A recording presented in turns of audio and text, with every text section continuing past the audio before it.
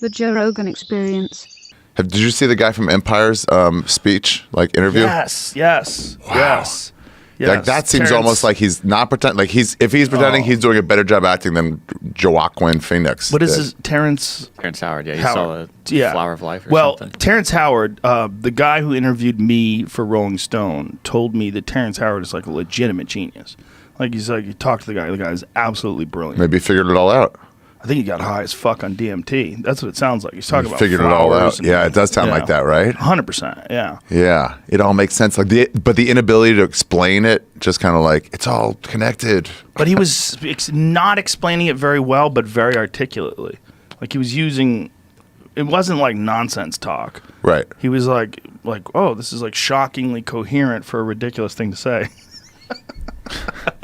You ever have Shane on to talk about what happened to him? Shane, which one? Shane Moss.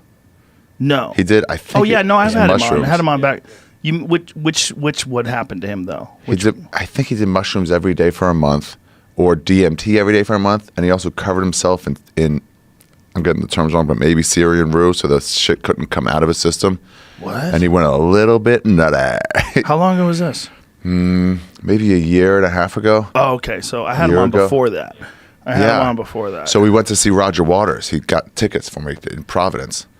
We went down there, and he was like talking like he was like, I figured out these math equations, and he was like the whole time he was like, dude, I know, I'm a science guy. I get this seems ridiculous. I understand why you wouldn't believe me, but I can like figure shit out to the point where mathematicians are like, I never thought of it that way. He's like, I don't understand how it's possible, but I get why you wouldn't believe that. He was like, you know, when you're coming out of a mushroom trip for like 30, 40 minutes, you're like not quite coherent because you got a foot in there and a foot out here. Yeah. He was like that for hours, and I guess for like months. Yeah. He was just in a constant state of coming out of a mushroom trip. I did DMT 3 times in a day. Wow. And the third time, it was a really strong one. And it fucked me up for a while. I don't remember how long afterwards, but this was during the Fear Factor days. But I remember reality, the way I described it, the reality was very slippery. Yeah. Very slippery. Like, I kept thinking that cars were going to fly over the incoming lane and crash into my car and kill me. Oh, real slippery. Yeah, I kept thinking, like, be really careful. But then I realized that what that is like my ego trying to protect me by making me aware of imminent threats and trying to reestablish its position as in the chain of command.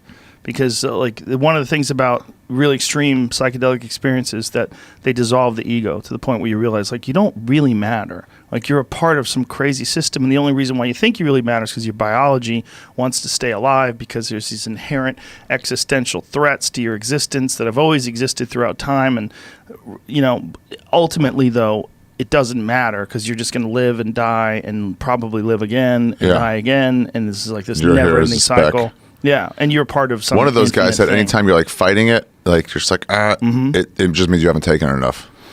I think that was like Terrence McKenna or one of those guys was like, you just have to take more and then you can't fight it. Right, and then you're just gone, you know?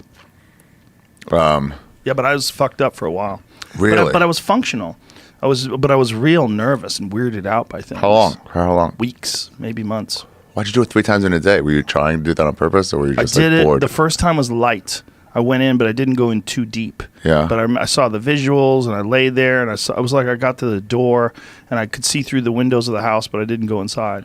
The second time, it just like opened up a fucking vortex and sucked me through to the center of the universe. And then it was really, really, really intense. And then I did it again after that. It's because I loved it, because it was so awesome. I wanted to do it one more time. I got to do it more. I guess They not make for a those month. vape pens. Yeah. That's what we should do on November 1st. Vape pens. Yeah, we should do DMT. In the morning? Here. Yeah, in here. You're going to be in New York? Oh, yeah. Well, as soon as we get back. Come to my apartment. Okay. We'll do it there. Yeah.